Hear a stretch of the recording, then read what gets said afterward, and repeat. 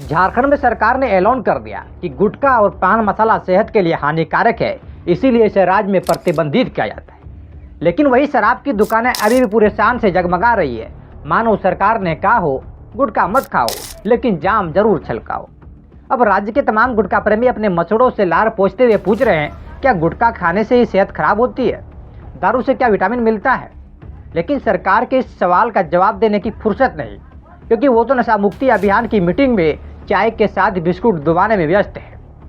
गुटखा और पान मसाला बैन होने से सबसे ज़्यादा असर उन लोगों पर पड़ा है जो दिन में 20 बार थूक टेस्ट करके अपने एरिया की सड़कों की मजबूती चेक करते थे। पहले झारखंड में अगर कोई नया घर बनवाता था तो लोग पूछते थे छत पक्की है ना, अब लोग पूछते हैं गुटखा की टेस्टिंग हुई है नहीं। गुटखा प्रेमियों का हाल अब ऐसा हो गया है जैसे किसी बच्चों से उसका खिलौना छीन लिया गया हो। अब वो सड़क किनारे खड़े होकर दुकान वालों से फुसफुसाते हुए पूछते हैं, भैया अंदर वाला माल है क्या? दुकानदार भी कंफ्यूज हो जाता है कि गुटखे की बात हो रही है या फिर कुछ और। अब दूसरी तरफ शराब प्रेमियों की जिंदगी पहले जैसी चल रही है। दारू की ठेके अभी भी गुलजार है। ठेके पर वैसे ही भीड़ लगी रहती है जैसे सरकारी नौकरी के फॉर्म भरवाने के काउंटर पर रहता है। ठेकेदार इतने खुश है कि अगर उन्हें मौका मिले तो वो सरकार का धन्यवाद देने के लिए एक मुफ्त टेस्टर भी बांट दे। गुटखा बैन होने से अब लोगों ने नई आदतें डाल ली है। कोई अब चौराहा चिंतन के दौरान मुंह में सौंफ डालकर थूकने की कोशिश कर रहा है, तो कोई च्युइंगम को गुटखे की तरह चबाकर सरकार को कोस रहा है। लेकिन शराब प्रेमियों को कोई दिक्कत नहीं, वो अपनी पुरानी बोतलें खोल कर कह रहे हैं, गुटखा गया तो क्या हुआ, जाम सेहत के लिए फायदेमंद है। गाँवों में अब एक नई बहस छिड़ गई है, गुटखा हानिकारक है लेकिन शराब तो फायदेमंद ही होगी, तभी तो सरकार ने इसे खुला छोड़ा। अब कुछ लोग नए बिजनेस आइडिया पर काम कर रहे हैं, जैसे गुटखा छोड़ने वालों के लिए गुलाब जामुन फ्लेवर वाली चाय, गुटखा छोड़ो लड्डू चबाओ अभियान चला रहे हैं। गुटखा छोड़ने वालों के लिए मसालेदार मूंगफली की सेंटर खोली जा रही है।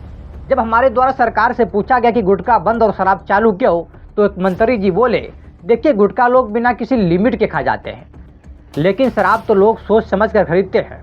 अब मंत्री जी से ये कौन पूछे कि गुटखा 10 में मिलता था और शराब की बोतल 200 रुपये में आती है, इसीलिए लोग लिमिट में रहते हैं। राज्य की जनता अब मजे लेकर इस फैसले पर चर्चा कर रही है। सोशल मीडिया पर मीम्स की बाढ़ आ गई है। एक मीम में पान मसाले की पैकेट पर लिखा है, मैं हानिकारक हूँ, और बगल में शराब की बोतल मुस्कुरा कर कह रही है, मैं हेल्थी हूँ।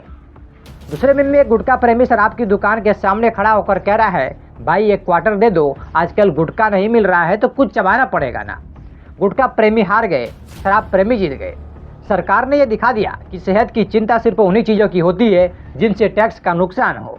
गुटखे पर पाबंदी लेकिन शराब पर खुली छूट, यह वही तर्क है जैसे कोई कहे बाइक पर हेलमेट जरूरी है लेकिन कार चलाते समय आंखें बंद करने की पूरी आज़ादी है। तो झारखंड की जनता अब दुविधा में है, सेहत सुधार है या सेहत के नाम पर नई आदत डाले। खैर एक चीज़ तो तय है, गुटखा बैन से पान की दुकानें भले ही सुनी हो गई हो, लेकिन दारू के ठेके अभी भी कह रहे हैं, स्वागत है आपका। झारखंड सरकार ने गुटखा पान मसाला पर बैन लगा दिया। आदेश सख्त था, बयान भावुक था, लेकिन दुकानदारों ने इसे हल्के में ले लिया। स्वास्थ्य मंत्री डॉक्टर इरफान अंसारी ने इसे परिवारों के आंसुओं का जवाब बताया, मगर दुकानदारों ने इसे मौका समझ लिया। जिस स्वास्थ्य विभाग के दफ्तर से गुटखा बैन का आदेश जारी हुआ, उसके 100 मीटर के दायरे में ही दुकानदार आदेश को ठेंगा दिखाते नजर आए। यानी आदेश निकला, 10 कदम चले और दुकानों ने कहा, चलो भाई धंधा चालू रखो। अपर बाजार में ब्लैक गुटखा का नया कारोबार, सरकार ने बैन लगाया तो बड़े दुकानदारों ने सोचा अब कमाई दोगुनी होगी। नतीजा, ऊंची कीमत पर गुटखा ब्लैक में बिकने लगा। जितना बैन टाइट हुआ, मुनाफा उतना ही हाईटेक। सरकार सख्त, पुलिस व्यस्त है, दुकानदार मस्त है और ग्राहक बस गुटखा मुंह में डालकर आदेश की धज्जा उड़ाने में व्यस्त है। तब तक के लिए जय हिंद, जय भारत। फिर मिलते हैं इसी तरह मजेदार खबर के साथ।